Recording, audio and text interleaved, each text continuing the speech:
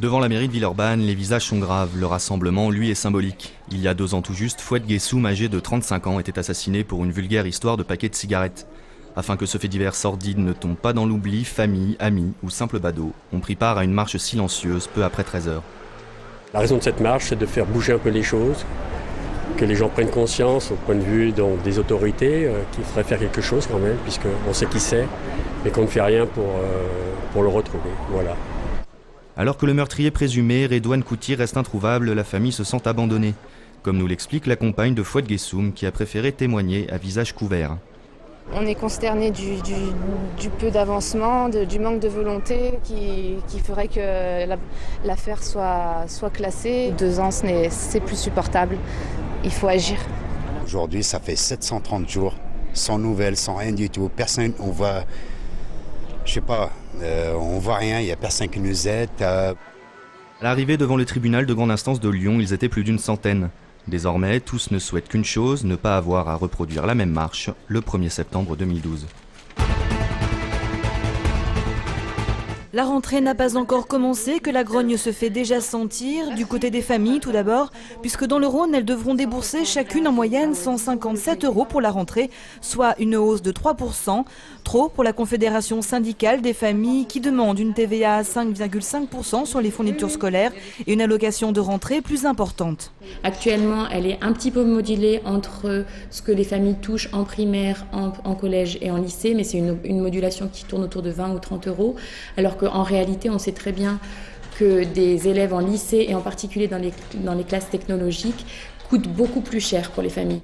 Chez les enseignants, on s'insurge notamment contre les suppressions de postes annoncées dans les collèges et lycées de l'académie, 220, alors que les établissements accueillent cette année 2000 élèves de plus. En anglais, par exemple, 45 classes n'ont pas encore de professeurs affectés. Ce qu'on redoute, c'est que dans les établissements, les chefs d'établissement viennent demander aux enseignants de faire ça en heures supplémentaires alors qu'ils sont déjà surchargés et que du coup, s'ils l'acceptent, les conditions de travail et d'enseignement seront très mauvaises pour tout le monde, pour les profs comme pour les élèves. Des inquiétudes et revendications qui seront portées collectivement lors de la journée de mobilisation intersyndicale du 27 septembre. La rumeur relancée.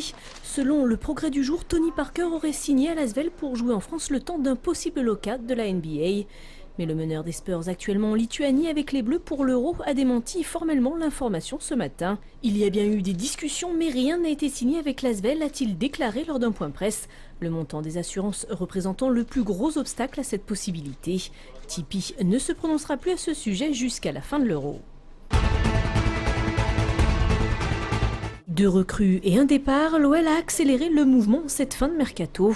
Clos à minuit, le marché des transferts a conduit à la signature de Gueïda Fofana, le milieu défensif capitaine de l'équipe de France des moins de 20 ans, et de Mohamedou Dabo, l'arrière polyvalent en provenance du FC Séville, pour 4 saisons chacun. C'est un réel plaisir de signer à l'Olympique Lyonnais. C'est vrai qu'il y a pas mal de temps que je voulais venir à Lyon. Un peu moins de 4 millions d'euros, c'est le prix de ces 2 transferts. Un recrutement qui suit une logique économique simple, dépenser moins et vendre plus cher. Voilà pourquoi Miralem Pjanic a été libéré et transféré à la Roma hier pour un montant de 11 millions d'euros.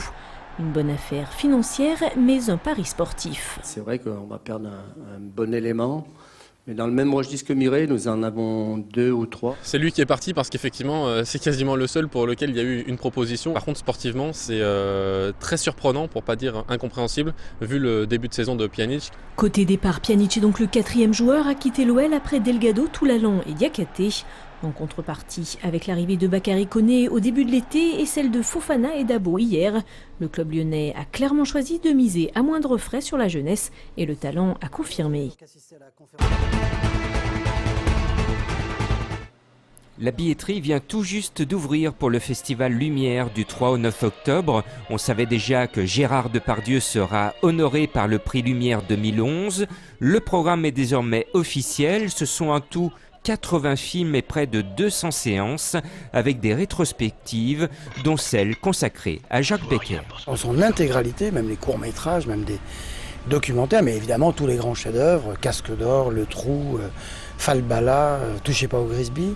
L'ambition des organisateurs est bien de ramener le public en salle pour voir des films anciens et même de découvrir les fameux yakuza japonais.